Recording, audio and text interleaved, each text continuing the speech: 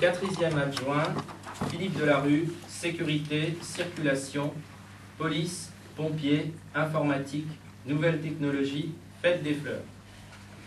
Cinquième adjoint, Robert Delataille, environnement, règlement communal de publicité.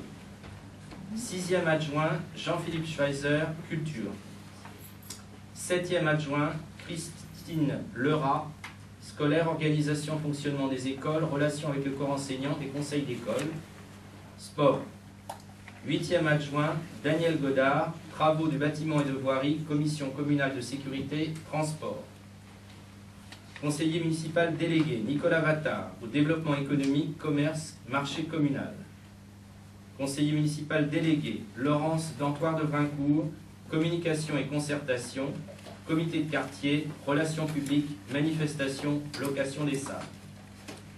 Conseiller municipal délégué, Henri Douady, délégué à la commission communale d'accessibilité, dossier d'ATER. Conseiller municipal délégué à la jeunesse et au conseil municipal des jeunes, Stanislas Lequillier. Conseiller municipal délégué à la vie scolaire, projet éducatif et pédagogique, rythme scolaire, carnaval, Marc Richard.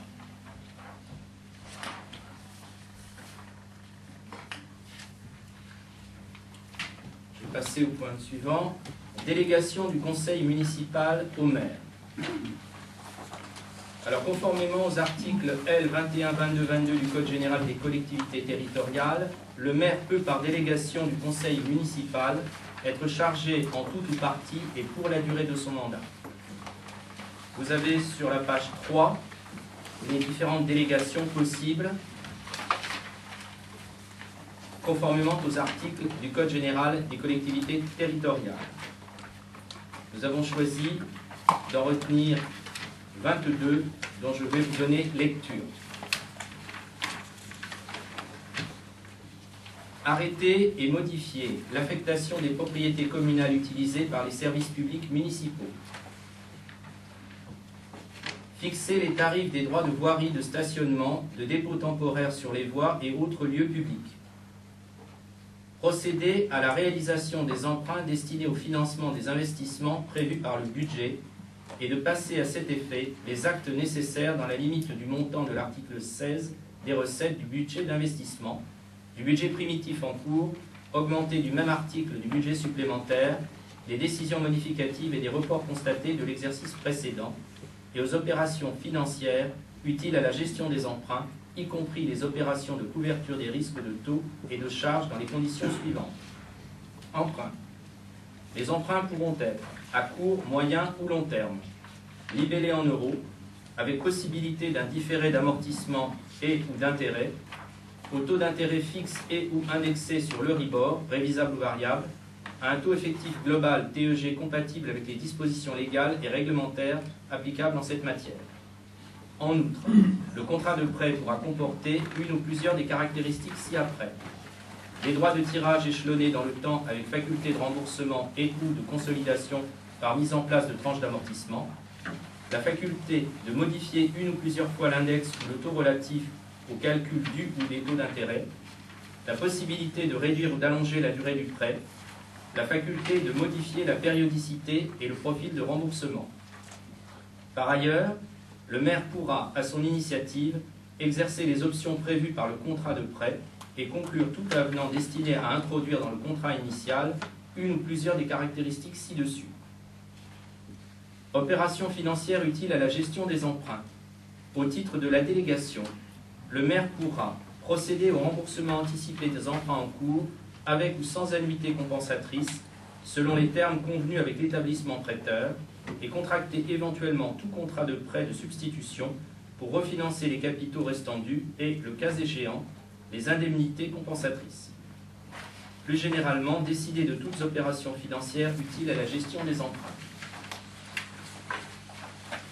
Prendre les décisions mentionnées au paragraphe 3 de l'article L. 16-18-2 ou à de l'article L. 22-21-5-1 sous réserve des dispositions du C de ce même article, à savoir déroger à l'obligation de déposer les fonds auprès de l'État dans le cadre d'une opération de placement. La décision prise dans le cadre de la délégation comportera notamment l'origine des fonds, le montant à placer, la nature du produit souscrit, la durée ou l'échéance maximale du placement. Le maire pourra conclure tout avenant destiné à modifier les mentions ci-dessus et pourra procéder au renouvellement ou à la réalisation du placement. Passer à cet effet les actes nécessaires, prendre toute décision concernant la préparation, la passation, l'exécution et le règlement des marchés et des accords cadres d'un montant inférieur à un seuil défini par décret qui peuvent être passés sans formalité préalable en raison de leur montant, ainsi que toute décision concernant leurs avenants lorsque les crédits sont inscrits au budget. Décider de la conclusion et de la révision du louage de choses pour une durée n'excédant pas 2 ans, passer les contrats d'assurance ainsi que d'accepter les indemnités de sinistres y afférentes, créer les régies comptables nécessaires au fonctionnement des services municipaux, prononcer la délivrance et la reprise des concessions dans les cimetières, accepter les dons et legs qui ne sont grevés ni de conditions ni de charges, décider l'aliénation de gré à gré de biens mobiliers jusqu'à 4 600 €, fixer les rémunérations et régler les frais et honoraires des avocats, notaires, avoués, huissiers de justice et experts, fixer dans les limites de l'estimation des services fiscaux, les domaines, le montant des offres de la commune à notifier aux expropriés et répondre à leurs demandes. Décider de la création de classes dans les établissements d'enseignement, fixer les reprises d'alignement en application d'un document d'urbanisme, exercer au nom de la commune les droits de préemption définis par le Code de l'urbanisme, que la commune en soit titulaire ou délégataire, de déléguer l'exercice de ces droits à l'occasion de l'aliénation d'un bien selon les dispositions prévues au premier alinéa de l'article L213.3 de ce même Code. Intenter au nom de la commune les actions en justice ou défendre la commune dans les actions intentées contre elle sur l'ensemble de ses domaines d'intervention et de ses actes, la délégation étant accordée dans la limite annuelle d'un montant d'honoraires de 15 000 € hors taxe par action. Régler les conséquences dommageables des accidents dans lesquels sont impliqués des véhicules municipaux, dans la limite où l'accident n'a pas été déclaré comme accident mortel par les services de la police nationale. Réaliser les lignes de trésorerie dans les conditions suivantes. Ouverture de crédit de trésorerie. Ces ouvertures de crédit seront d'une durée maximale de 12 mois dans la limite d'un montant annuel de 1 million €, un taux effectif global compatible avec les dispositions légales et réglementaires applicables en cette matière et comporteront un ou plusieurs index parmi les index suivants: EONIA, T4M, Euribor ou un taux fixe. Exercer au nom de la commune le droit de préemption défini par l'article L214.1 du Code de l'urbanisme. Exercer au nom de la commune le droit de priorité défini aux articles L241 à L243 du Code de l'urbanisme. Prendre les décisions mentionnées aux articles L523.4 et L523.5 du Code du patrimoine relatives à la réalisation de diagnostics d'archéologie préventive prescrits par les opérateurs d'aménagement ou de travaux sur les territoires de la commune. Autoriser au nom de la commune le renouvellement d'adhésion aux associations dont elle est membre. Autorise Monsieur le maire à subdéléguer la signature des décisions à un maire adjoint ou à un conseiller municipal dans les conditions prévues par l'article L21-22-18, dit que Monsieur le maire informera le conseil municipal des opérations réalisées dans le cadre des délégations reçues, ainsi qu'il est prévu à l'article L21-22-23 du Code général des collectivités territoriales. Avez-vous des questions? Pas de questions, mais des remarques. Je constate que c'est la même délibération qui existait précédemment sous l'ancien mandat. J'ai trois remarques. La première sur le droit de préemption, puisque le conseil municipal vous autoriserait à vous déléguer le droit de préemption. Or, le droit de préemption, la commune n'a plus ce droit de préemption. Donc, est-ce qu'il est utile de vous déléguer ce droit dans cette délibération, dans la mesure où on a retiré le droit de préemption? Alors on l'a récupéré. Il a été récupéré. Oui, il a été récupéré. D'accord. Ouais. Bon. Au-delà de ça, justement, s'il a été récupéré, moi ça me gêne de devoir vous donner une délégation en la matière, dans la mesure, bon, c'est déjà une remarque que j'avais formulée en 2008, je pense que les décisions de préemption sont des décisions importantes. Et en l'occurrence, je ne vois pas ce qui justifie que ces décisions ne passeraient pas en conseil municipal pour qu'on puisse en débattre et en délibérer. Donc là-dessus, moi je souhaiterais que le droit de préemption ne vous soit pas délégué, mais que ce soit le conseil municipal qui reste décisionnel sur ce type de sujet. De même pour les actions en justice, je pense que c'est des choses assez importantes. Alors, pas forcément pour défendre, on pourrait tout à fait imaginer vous donner délégation pour défendre les intérêts de la commune dans le cadre de contentieux, mais par contre pour intenter des actions, je pense que c'est aussi important que le conseil municipal en soit immédiatement informé et que le conseil municipal en décide également. Alors sur le droit de préemption, moi je crois qu'il se trouve que des fois il y a des situations qui nécessitent une rapidité d'action. Donc je pense que l'intérêt de la délégation du droit de préemption permet une action plus rapide, notamment lorsqu'on ne peut pas réunir le conseil municipal, par exemple dans des périodes d'été. Maintenant, il sera de toute façon... Limitons la délégation période d'été alors. C'est vrai qu'on a période de vacances. Hein. On a 2 mois. Entre la réception d'une DIA et la réponse de la ville, il y a 2 mois. Donc effectivement, ça posait problème. Et je me rappelle qu'il y a 6 ans, c'est la réponse qu'on avait déjà faite. Il y a un souci de réponse assez rapide à donner. C'est ça qui justifie. Voilà. Je ne suis pas totalement convaincu.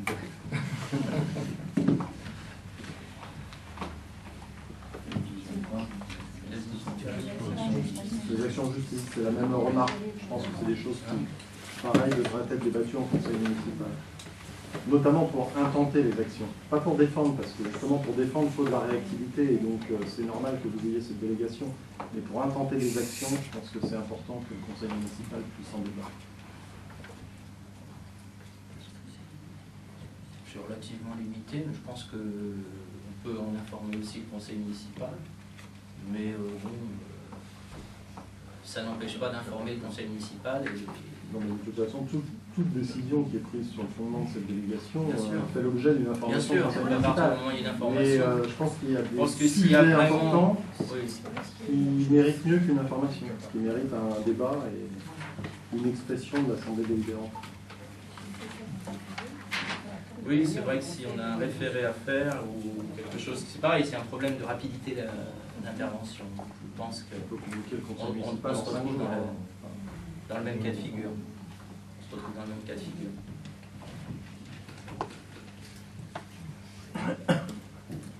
Autre question? Bon, ben, je vous propose de prendre cette délibération. Qui est contre? Qui s'abstient? Une abstention. Je vous remercie.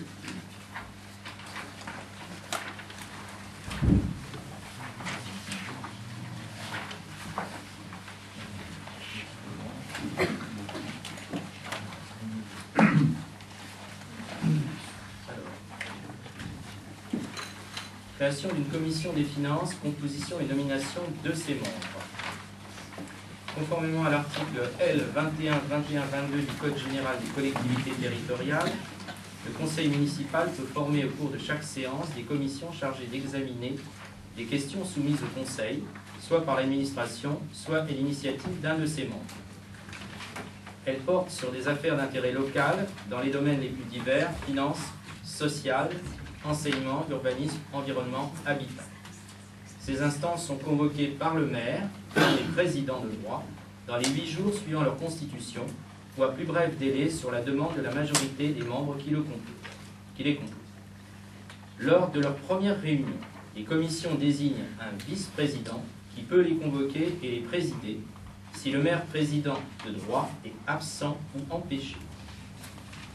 Dans les communes de 3500 habitants et plus, la composition des différentes commissions doit respecter le principe d'une représentation proportionnelle pour permettre l'expression pluraliste des élus au sein de l'Assemblée communale. Alors je vous propose de mettre en place aujourd'hui la commission des finances et de fixer le nombre de ses membres à 9. De fixer comme suit sa composition et de procéder à la désignation de ses membres. Alors la composition, je vous propose 6 représentants de la liste Louvcienne Demain, qui a obtenu 22 sièges, 2 représentants de la liste Union pour Louvcienne, qui a obtenu 6 sièges, et 1 représentant de la liste Pour Louvcienne Unie et Solidaire, qui a obtenu 1 siège. Les autres commissions municipales seront fixées lors de la prochaine séance du conseil municipal. Alors nous avons deux projets de délibération.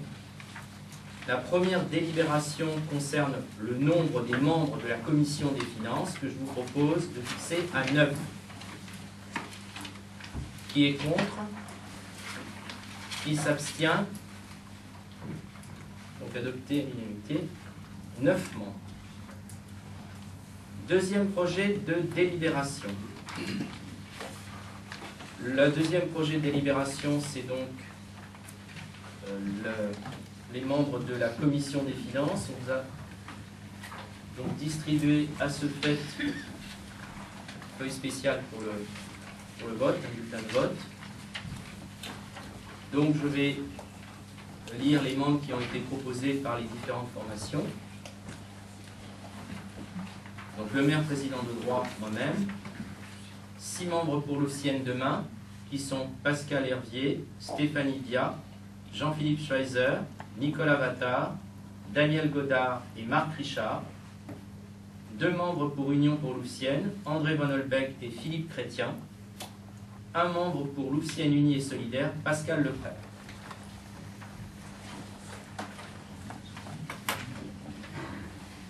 Alors, est-ce que quelqu'un demande que le scrutin se fasse à bulletin secret? Vous ne voyez pas de problème à ce qu'on vote à main levée? Bon. Donc, je vous propose cette composition pour la commission des finances. Qui est pour? Donc, tout le monde. Donc, personne ne s'abstient et personne n'est contre. Donc la composition de la commission des finances sera donc le président de droit, moi-même, Loussienne demain et 6 membres désignés précédemment, Union pour Loussienne 2 membres, et pour Loussienne Unie et Solidaire 1 membre.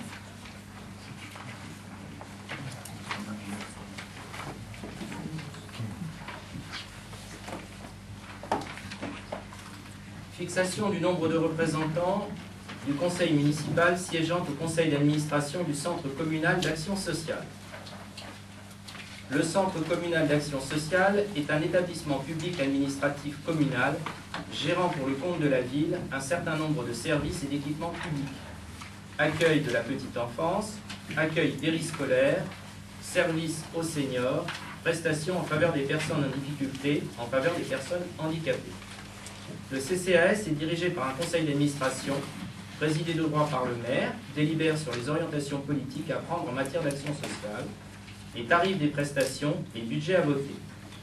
Dépendant du budget de la ville à hauteur de 46% de ses recettes, le Centre communal d'action sociale l'est aussi à l'égard de la désignation des administrateurs qui siègent à son conseil d'administration.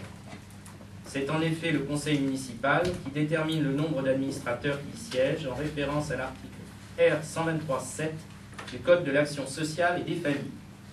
Le conseil d'administration du Centre communal d'action sociale comprend paritairement autant de conseillers municipaux que de personnes nommées par le maire, participant à des actions de prévention, d'animation ou de développement social menées dans la commune. Au titre des membres nommés doivent figurer un représentant proposé par les associations intervenant dans le champ de l'insertion et de la lutte contre les exclusions, un représentant des associations familiales proposé par l'UDAP, un représentant proposé par les associations de personnes âgées, et un représentant proposé par les associations de personnes handicapées. Les autres personnes éventuelles sont désignées par le maire.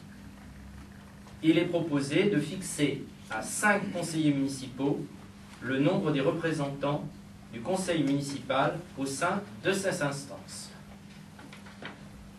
Donc je vous propose de fixer à 5 ce nombre. Qui est contre? Qui s'abstient? Adopté à l'unanimité, 5 membres représentants du conseil municipal au CCS.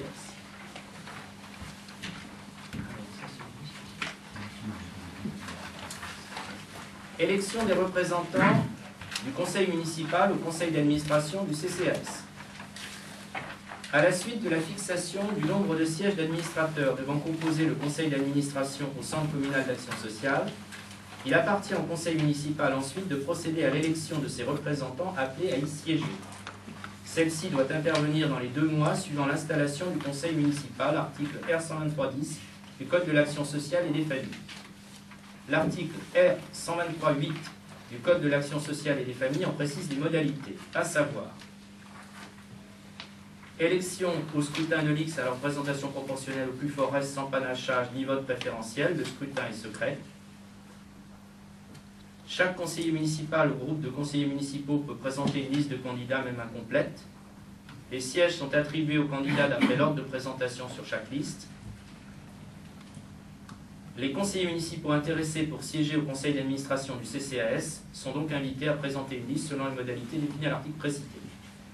Là, nous avons donc demandé de constituer une liste qui soit une liste commune. Donc le maire président de droit, moi-même, Lucienne Demain, 3 membres, Christine Lerat, Laurence Lafont, Florence Hainaut, Union pour Lucienne, 1 membre, Nathalie Sharp, pour Lucienne Unie et Solidaire, 1 membre, Pascal Leprêtre.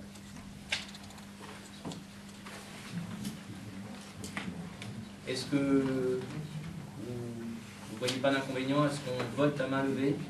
Quelqu'un demande un bulletin secret? Non? Donc qui est contre cette proposition de liste? Qui s'abstient? Donc la composition de la liste précitée, Centre communal d'action sociale, est adoptée à l'unanimité. Le maire président de droit, Lucienne Demain, 3 membres, Christine Lerat, Laurence Lafont, Florence Hainaut, Union pour Lucienne, Nathalie Sharp, pour Lucienne Unie et Solidaire, Pascal Leprêtre.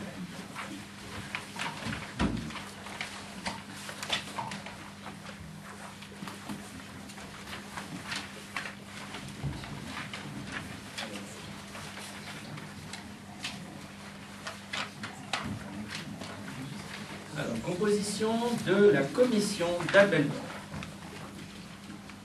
Conformément aux dispositions de l'article 22 du Code des marchés publics, le conseil municipal doit procéder à la constitution de la commission d'appel d'offres en charge de choisir les attributaires des appels d'offres et des marchés négociés lancés par la collectivité. Dans le cadre d'une commune de 3500 habitants et plus, elle est constituée du maire ou son représentant et de 5 membres du conseil municipal élus en son sein, à la représentation proportionnelle au plus fort reste. La commission d'appel d'offres, dans le cadre des marchés à procédure formalisée, se prononce sur la sélection des candidatures et le choix du titulaire. De même que nous l'avons fait pour le CCAS, nous avons donc propose une liste commune des différentes sensibilités, à savoir le maire président de droit et là son représentant ou son représentant que je désignerai par arrêté, et j'ai choisi Pascal Leprêtre. 4 titulaires pour Lucienne Demain, Pascal Hervier, Anne Modelot, Daniel Godard, Marc Richard.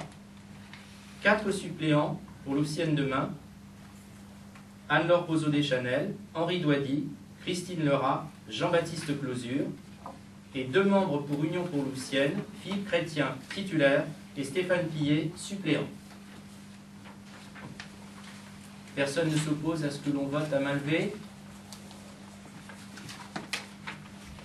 Qui est contre? Qui s'abstient? Adopté. La commission d'appel d'offres sera donc composée du maire ou son représentant Pascal Leprêtre, Lucienne Demain, 4 titulaires, Pascal Hervier, Anne Modelot, Daniel Godard, Marc Richard. Lucienne Demain, 4 suppléants, Anne-Laure Pozzo-Deschanel, Henri Douady, Christine Lerat, Jean-Baptiste Closure. Union pour Lucienne, 2 membres, Philippe Chrétien, titulaire, et Stéphane Pillet, suppléant.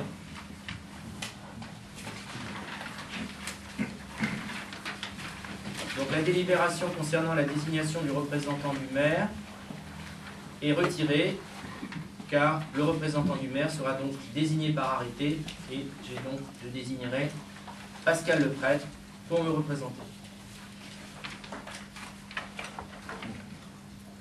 Juste une petite intervention, parce que ça peut surprendre que ce soit votre représentant à la présidence de la commission d'appel d'offres.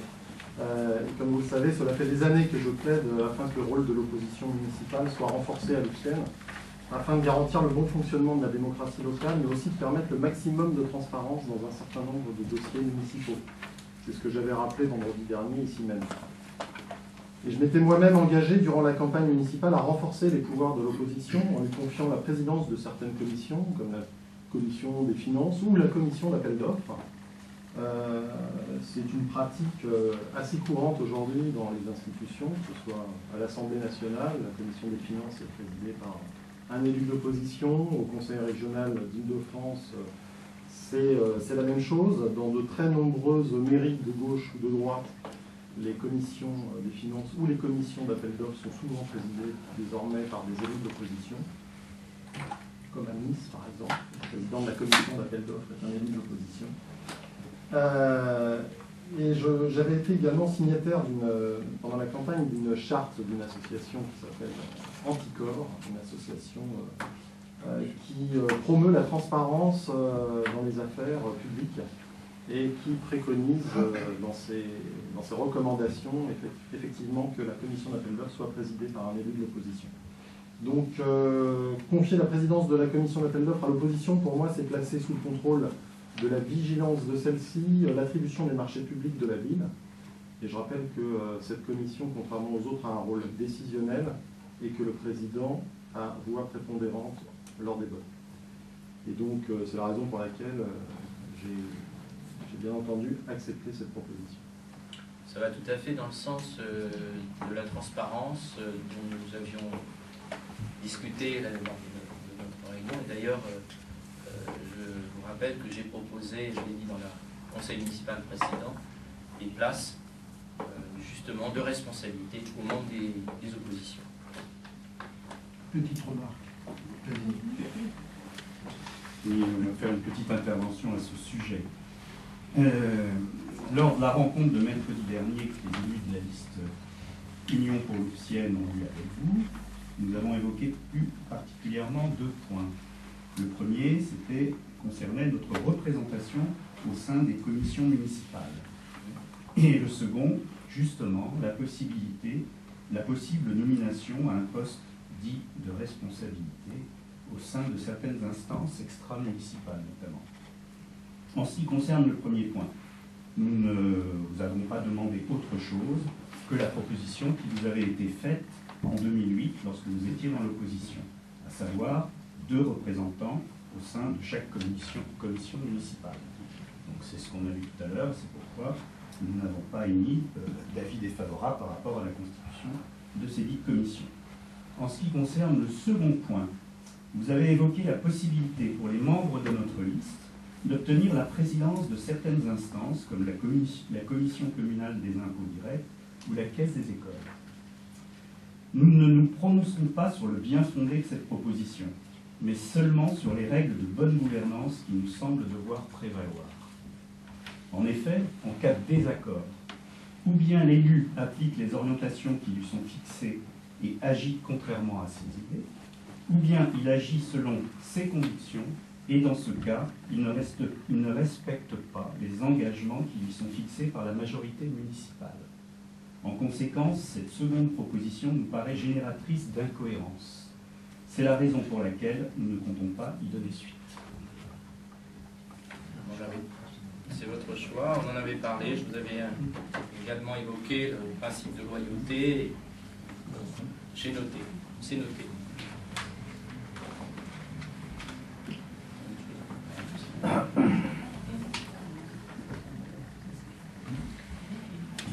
Alors,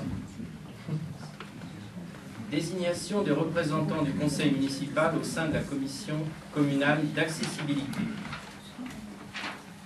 La commission communale d'accessibilité, constituée en application de l'article 46 de la loi du 11 février 2005, a pour mission de dresser le constat de l'état d'accessibilité du cadre bâti existant de la voirie, des espaces publics et des transports. Elle fait toute proposition utile de nature à améliorer la mise en accessibilité de l'existant. La commission, composée de 4 élus de la commune, d'associations d'usagers et d'associations représentant les personnes handicapées, a été créée par délibération du conseil municipal en date du 18 octobre 2007. Il est proposé au conseil municipal de désigner ses 4 représentants au sein de cette instance. Il appartiendra ensuite au maire, qui préside la commission, de fixer par arrêté la liste des autres membres représentant les personnes à mobilité réduite devant y siéger. Alors, nous vous proposons donc à nouveau une liste qui rassemble les différentes sensibilités. Le maire président de droit, Lucienne Demain, 2 membres, Henri Douady, Sanja Joliot. Union pour Lucienne, 1 membre, Dominique Demey. Pour Lucienne, unie et solidaire, 1 membre, Pascal Leprêtre. Y a-t-il une personne qui s'oppose à ce que nous votions à main levée? Donc, qui est contre? Qui s'abstient? Donc, la commission communale d'accessibilité sera composée comme désigné du maire président de droit, Lucienne Demain, 2 membres, Henri Douady, Sanja Joliot. Union pour Lucienne, Dominique Demey. Pour Lucienne unie et solidaire, Pascal Leprêtre.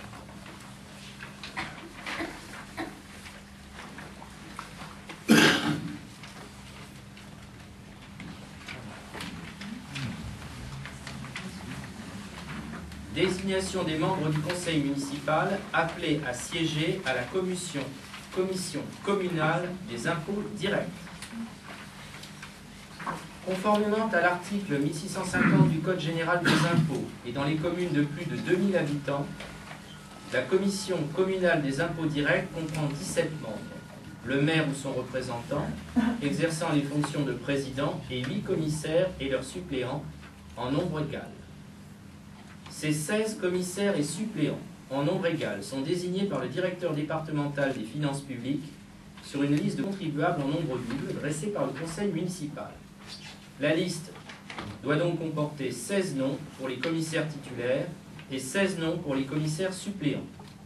La désignation des commissaires et de leurs suppléants est affectée de manière que les personnes respectivement imposées à la taxe foncière, à la taxe d'habitation et à la cotisation foncière des entreprises soient équitablement représentées.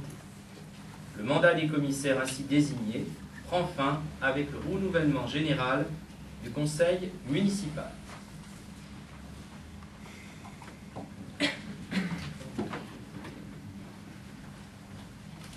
Alors je vous propose donc une première liste. 16 commissaires titulaires: Gérard Lafont, Jean-Christophe Lemierre, Violaine Nîmes, Jean-Christophe Martin, Valérie Guiton, Corinne Perronnet, André Marchal, Annie Duhem, Patrick Fonté, Laurent Hickman, Thierry Knockert, Éric Durand, Jacques Orviller, Madeleine Hercouet, Brigitte Palevski, Mircea Tabakovic. 16 commissaires suppléants: Lidéric Vatine, Bernard Jacquemin, François Bernauer, Philippe Fournier, Bertrand Guiton, Jean Levé, Raphaël Yarassari, Thierry Desisnard, Nicole Viguier, Philippe Lacassagne, Max Brunner, Jean-Marie Piduche, Dominique Dalneau, Laurent Fontaine, Stanislas Palski et Jacqueline Pasquale. Oui, en remplacement de Diane Thibault de Mézières. Effectivement, il y a eu un changement. Jacqueline Pasquale.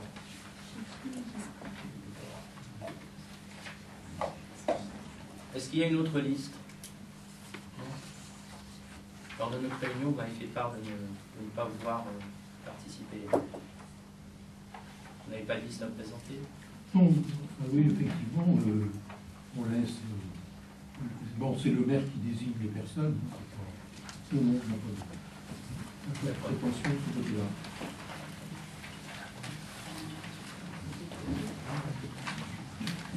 Alors, est-ce qu'il y a une personne qui s'oppose au fait que nous votions à main levée?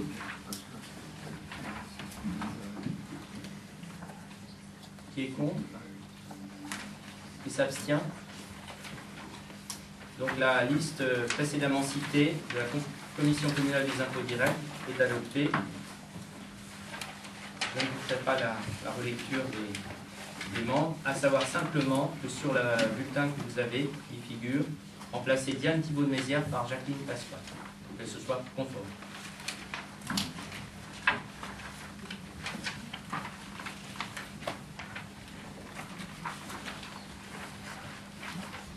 Par ailleurs, je désignerai par arrêté le représentant du maire en la personne de Pascal Hervier.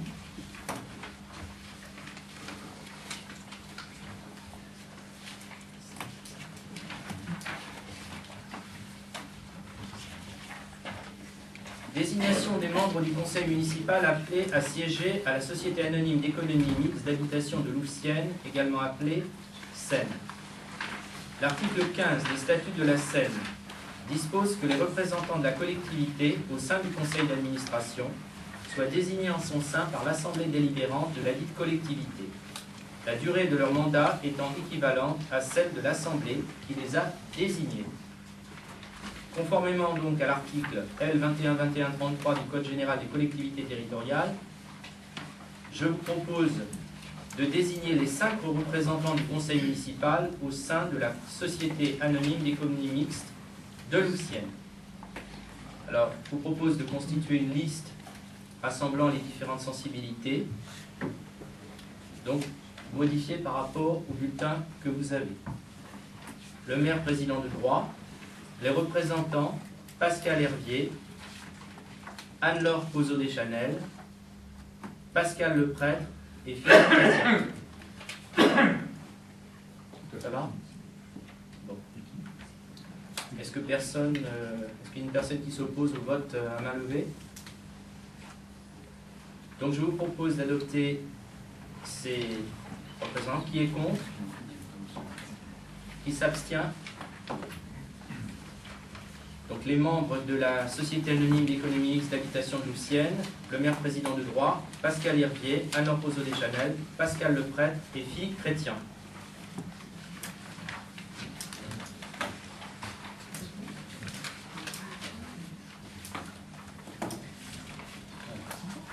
Élection des représentants du conseil municipal à la caisse des écoles.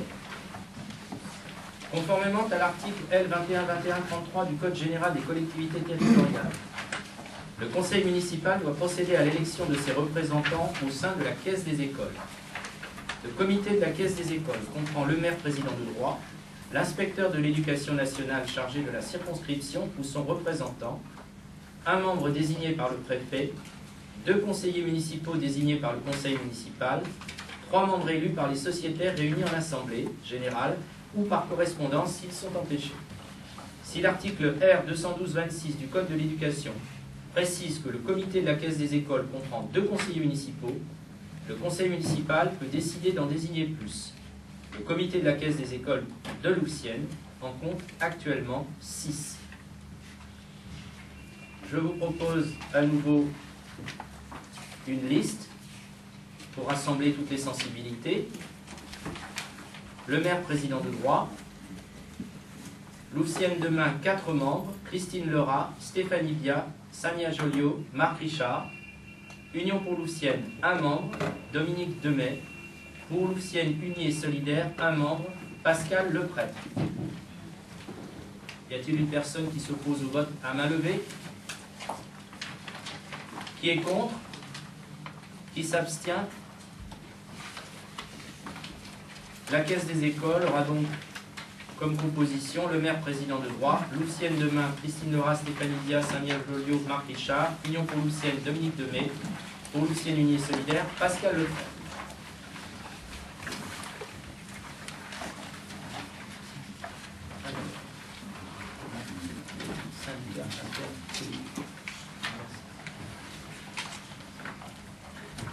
Désignation des représentants du conseil municipal dans les différents syndicats intercommunaux. Chaque commune est représentée dans les comités des syndicats dont elle est membre par des délégués titulaires, comme le stipule l'article L. 5212 du Code général des collectivités territoriales. Ces délégués sont élus par les conseils municipaux des communes intéressées. Le choix du conseil municipal peut porter sur tout citoyen réunissant les conditions requises pour faire partie d'un conseil municipal. Alors, je vous propose de procéder à la désignation des représentants du conseil municipal au sein des différents syndicats intercommunaux. Vous avez également un bulletin. Donc, syndicats intercommunaux. Syndicat intercommunal J'ai pour une la... explication de vote. Pardon? J'ai une explication de vote. Oui. C'est-à-dire que pour les désignations concernant les syndicats intercommunaux et concernant les représentations dans les associations locales, ces représentants sont censés parler et intervenir en représentant le conseil municipal, c'est-à-dire la majorité du conseil municipal. Et donc, on ne souhaite pas représenter la majorité du conseil municipal. C'est la raison pour laquelle on va s'abstenir sur les différents votes. Voilà. Syndicat intercommunal. Donc, syndicat intercommunal pour l'assainissement de la région de Saint-Germain-en-Laye. 2 titulaires, Pascal Hervier, Daniel Godard. 2 suppléants, Henri Douady, Victor Daponte. Syndicat intercommunal à vocation multiple des Coteaux de Seine. 2 titulaires, Victor Daponte, Jean-Philippe Schreiser. 2 suppléants, Marc Richard, Lidéric Poitiers. Syndicat mixte d'aménagement, de gestion et d'entretien des berges de la Seine et de l'Oise. 1 titulaire, Robert Delataille. 1 suppléant, Jean-Marie Piduche. Syndicat mixte pour la gestion... Ah oui, Jean-Marie Piduche remplace Nicolas Vattard. Syndicat mixte pour la gestion du service des eaux de Versailles et de Saint-Cloud. 1 titulaire, Pierre-François Viard. 1 suppléant, Robert Delataille. Syndicat intercommunal d'électricité des Yvelines Nord-Est. 2 titulaires, Pascal Hervier et Philippe Delarue.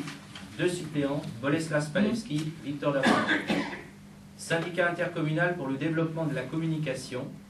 2 titulaires, Philippe Delarue, Sania Joliot. 2 suppléants, Nicolas Vattard, Jean-Baptiste Closieux. Syndicat intercommunal pour la construction et la gestion du musée de promenade de Marly-le-Roi.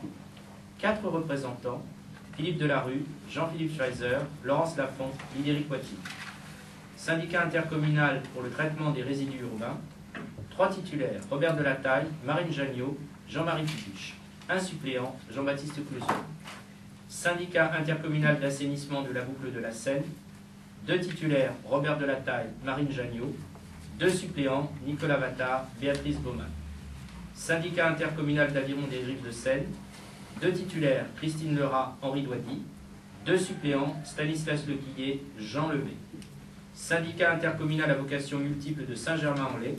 Section fourrière, véhicules et animaux. Et centre de soins d'accompagnement et de prévention en addictologie. 2 titulaires, Philippe Delarue, Marc Richard. 2 suppléants, Béatrice Baumann, Henri Douady.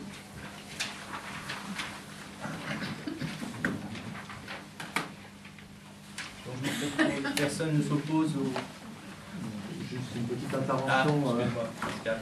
pour dire que je ne partage pas l'avis qui a été exprimé par mon collègue André Van Opbeck. Je pense que les représentants dans les syndicats intercommunaux ne représentent pas la majorité. Si tel était le cas, ces représentants seraient désignés par arrêté du maire.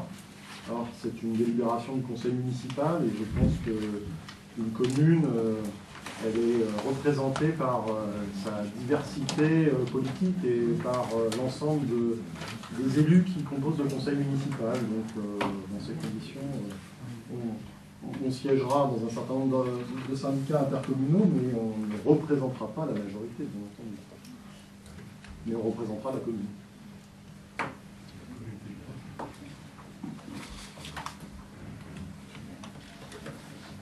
D'autres interventions? Je propose de passer à l'adoption de cette liste. Personne ne s'oppose au vote à main levée. Qui est contre? Qui s'abstient? Donc la liste précitée pour les syndicats intercommunaux est adoptée. À savoir la modification, le remplacement de Nicolas Vattard par Jean-Marie Piduche dans le syndicat mixte d'aménagement, de gestion et d'entretien des berges de la Seine-et-Oise, SM-SO.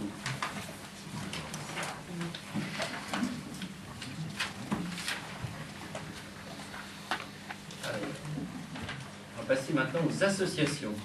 Désignation des représentants du conseil municipal dans les différentes associations locales. La commune partenaire d'associations locales qui proposent des prestations lousiennois ou participent à la vie locale est associée à leurs activités à travers la représentation du conseil municipal au sein de leurs instances. Conformément au Code général des collectivités territoriales, je vous propose de procéder comme suit à la désignation des représentants du conseil municipal au sein des différentes associations locales. Académie Gabriel Fauré, 2 représentants. Louvciennes Accueil, 1 représentant. Association sportive de Louvciennes, 2 représentants. Maison Julien Quint, 3 représentants dont le maire président de droit. Comité de jumelage de Louvciennes, 3 représentants. Association initiative de Louvciennes pour l'entreprise et l'emploi, AILE, 2 représentants. Comité des fêtes, 2 représentants. Association Louvciennes Intégration Action, ALIA, 1 représentant. Office du tourisme, 2 représentants. Et pépinière d'entreprise Arnold de Lille, 1 représentant. Alors, je vous propose donc une liste composée pour l'Académie Gabriel Fauré de 2 représentants, Jean-Philippe Schweizer, Henri Douady. Pour Louvciennes Accueil, Laurence Lafont. Pour l'association sportive de Louvciennes, Christine Lerat et Stanislas Lequillet.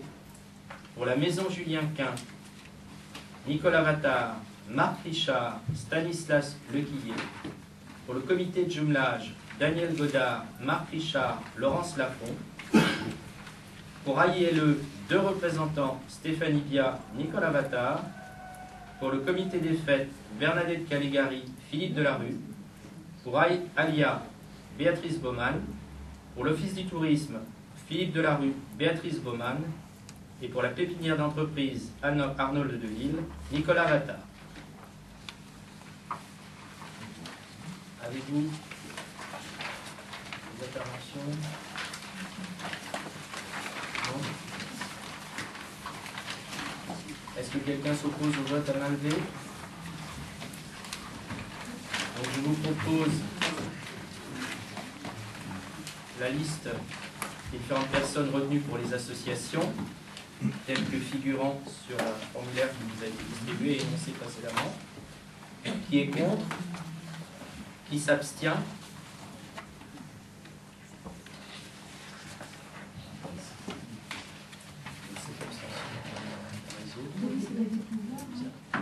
Ah oui, ça fait 6. Oui, vous avez les pouvoirs, hein, voilà. 1, 2, 3, ça fait 6 et 1, 7.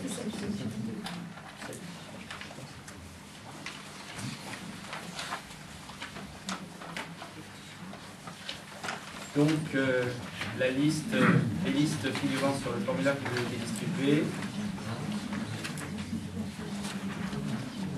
ainsi que les membres des différents représentants de la commune aux associations figurant qui est adopté.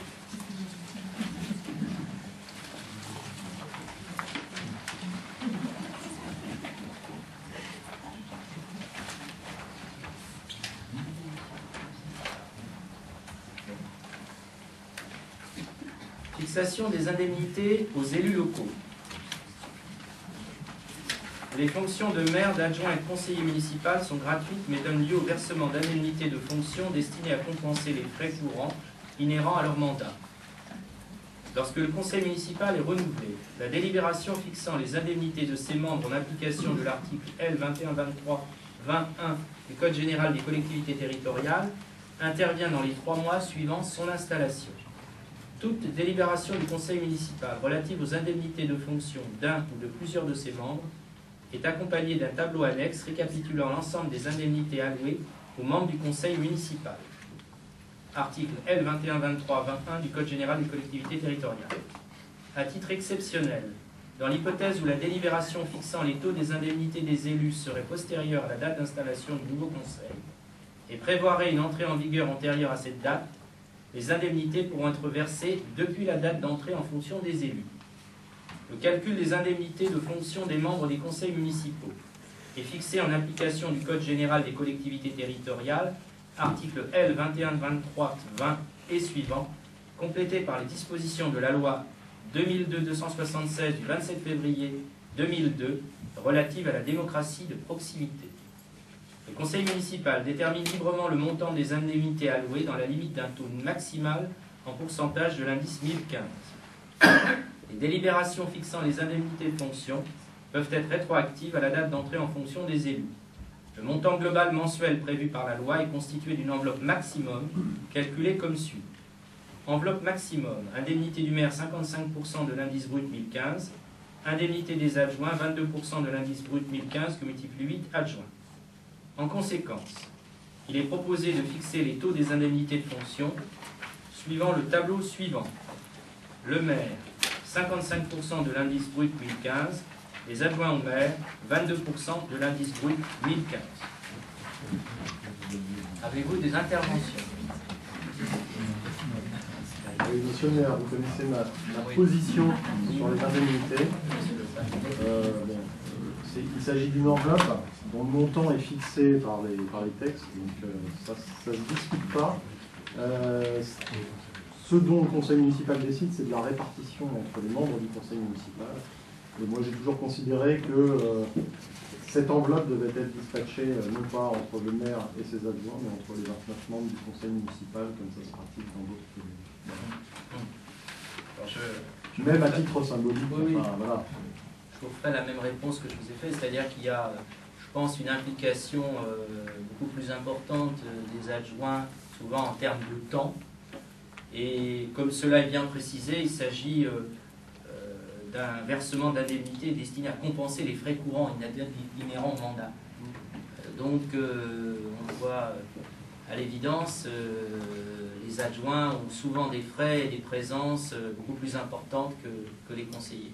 Non, mais je le conçois, mais je ne demande pas à ce que les indemnités soient nivelées entre les 29 membres. Hein. C'est pas du tout ça ma proposition. D'autres interventions? Bon, ben, pour notre part, on considère que c'est vous qui êtes concernés et nous, on n'est pas concernés par ça. Donc on s'abstient.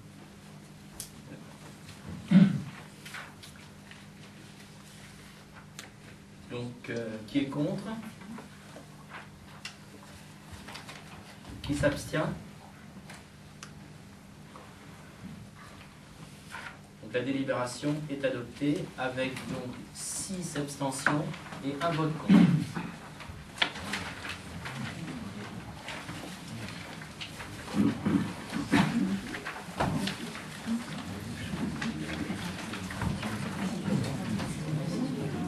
Avez-vous des interventions et des questions diverses? C'est pas une intervention, c'est une précision. Moi, j'avais cru comprendre qu'il y avait une réponse aux questions du public 1 heure avant chaque conseil. C'est pas ça? Non, c'était une demi-heure. J'avais vu ça dans un programme. C'était une demi-heure. Nous avions prévu de le faire ce soir. Compte tenu des faibles délais de publicité, nous avons décidé ce soir de venir un peu en avance. C'était une demi-heure. Et compte tenu du fait qu'il y avait relativement peu de monde, je vous propose, après le conseil, de lancer cette séance de questions au maire et aux conseillers municipaux. Mais après le conseil, dès à présent. Ah oui, oui, oui. Non, mais c'était les questions au public. Oui, au public, c'est ça. C'est ça, c'est au public. Voilà. Voilà. Bon, moi, j'avais compris que c'était une heure.